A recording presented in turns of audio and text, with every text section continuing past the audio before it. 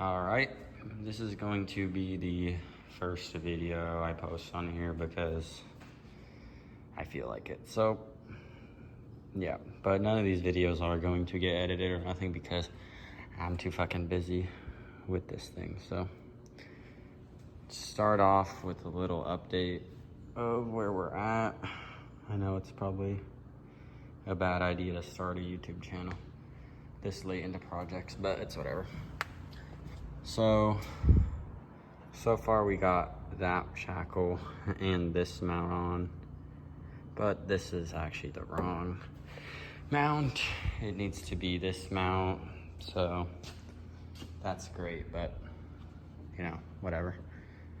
So we need to just swap those out, maybe drill some new holes, and then get everything bolted up, clean the frame, paint it, make everything look nice. So far, this has been pretty easy. Only thing I had to make was 2 plates right here.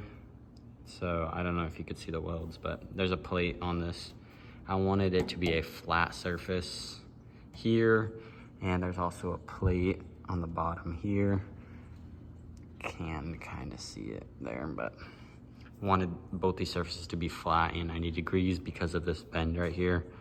I wanted everything to sit flush and the bottom was not too flat. So plus I had to re-drill pretty much every single hole because they didn't line up, because this kit isn't really specifically made for this year Ranger, which is a 2010. So that's where we're at so far. Got all the perches. Actually, no, I don't even have anything done on that side. Got the perch and the old shock mount cut off over here. So literally all the progress that we have so far. Still got a lot to do. I gotta cut both of these fender wells out. I'm gonna cut like just halfway up the fender well, and so the shock can go through. And yeah, that's where we're at right now. Nothing too crazy. So apart from the leaf springs and the mounts, shackles, whatever, we got to get a different aftermarket fuel filler neck and hose and whatever, because the stock one just looks ugly and it's just not working. The cap is all the way down there and it's not correct. So we're gonna have to get a 1.5 diameter hose, and then I think I'm gonna get a 90 elbow. So this isn't really kinked at all because I don't really want it to be kinked or anything. Like, you can kind of tell it gets kinked here, so we don't want that. Gotta get a 1.5 hose and then a 90 that also is like a reducer, so then we could put a 2-inch hose up to the fuel filler neck, because that's the only ones they sell on CarTech is 2-inch. So that is a whole nother thing we got to do. We got to do our bed cage and shock mounts for the big old bypasses. Throwing on some the 3.25 by 16 solid Shotco bypasses from Giant. So those are going to work great and look nice. Spare is going to tie into the bed cage as well. Sit a little bit past the edge of the bed, maybe to here. Have a little forward angle on it, just for the aesthetics, and we got a whole little design in our brain for that too. So apart from the springs, we got to do that, take off the old chase lights because they're way too bright. They're not meant to be chase lights.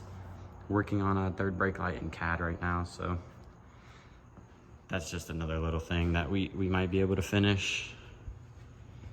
You know, just doing all that,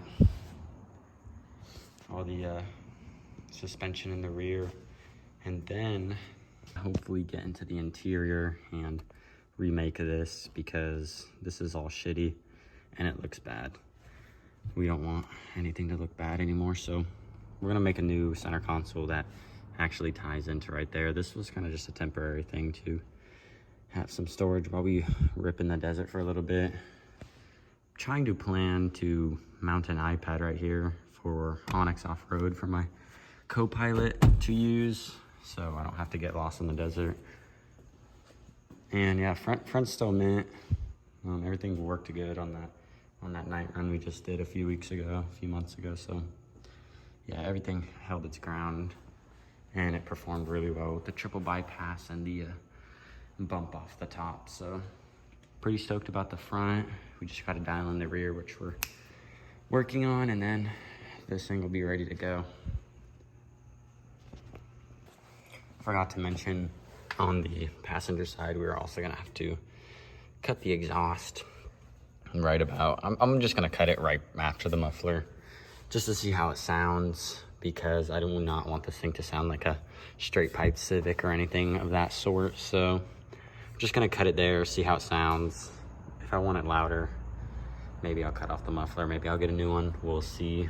But this gets in the way currently of the leaf springs, the old ones at least, as you can tell with the giant hole from it smacking the leaf spring so much and the mount like breaking. So gotta cut all that apart and then we'll be ready to go. It'll be a little easier to get this side bolted up because there's no gas tank on this side. The gas tank is only on the driver's side, which kind of is a pain in the ass. It's kind of scary trying to weld and grind next to a gas tank, especially when you have this here too. It's a little scary, so just be careful, you know, when you're drilling too. You don't want to drill through your gas tank, that would suck.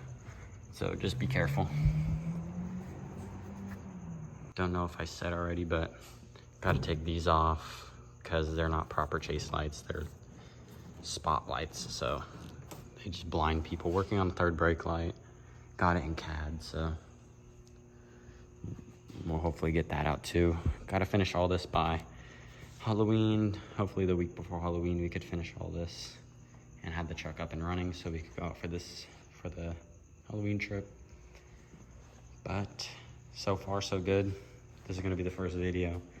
I'll keep posting long form content on here just to yap, because I like talking about this piece of shit. So more to come as we continue to get these leaves on, get everything bolted up. And yeah,